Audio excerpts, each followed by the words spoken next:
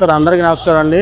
ఇప్పుడు ఇలాంటి ప్రోగ్రామ్ కూడా కండక్ట్ చేశారు పోలీసు వారు అందరూ కలిసి. అంటే నేను మాట్లాడుతున్నా అంటే నేను డ్రగ్ తీసుకున్నాను కాదు, డ్రగ్ తీసుకున్నాను ఎలా ఉండారో బిహేవ్ చేస్తారో దాని గురించి మాట్లాడుతున్నాను. ఇప్పుడు గంజాయి తీసుకున్నప్పుడు కానీ ఫస్ట్ గంజాయి స్టార్ట్ చేసి మొదలుపెట్టి వాళ్ళు తీసుకునేటప్పుడు ఫుడ్ ఎక్కువ తింటాం కానీ ఇలా నాకు బాగా ఉందనే వాళ్ళు ఒక 4-5 నెలల తర్వాత వాళ్ళు ఎలా అయిపోతారంటే బాగా వీక్గా వాళ్ళ ముఖం అంతా ఇదిలా అయిపోయి చేతులు షివరింగ్ అయిపోతాయి, వాళ్ళ చేతులు, వాళ్ళు మనుషులు వీక్ అయిపోతారు.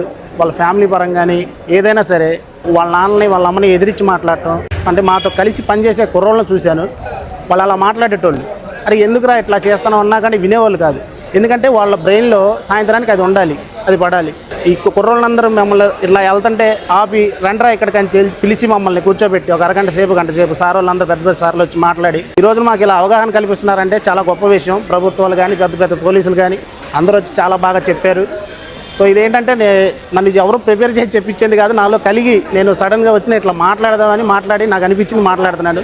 కాబట్టి ఏంటంటే పోలీసులు అందరూ కలిసి ఇలాంటి ఒక గొప్ప ఇది తీసుకొని చేస్తున్నందుకు ఇట్లా టెస్టులు తీసుకొని మాకు మూతికి మాస్కులు అంటే మా పేర్లు కానీ ఏమీ కానీ ఇది రాకుండా అంటే ఒక టెస్ట్ చేసి నీలో ఏదైనా ప్రాబ్లం ఉందంటే వాళ్ళే మళ్ళీ కౌన్సిలింగ్ ఇచ్చి ఎరా ఇది చెయ్యకు, నీ పేరు ఇంకా ఏది బయటికి రాకుండా నువ్వు ఇది చెయ్యకు, నువ్వు కరెక్ట్ దారిలో వెళ్ళు అనే సందర్భంగా చెప్పి ఒక కరెక్ట్ రూట్లో పెడుతున్నారనే నేను అనుకుంటున్నాను.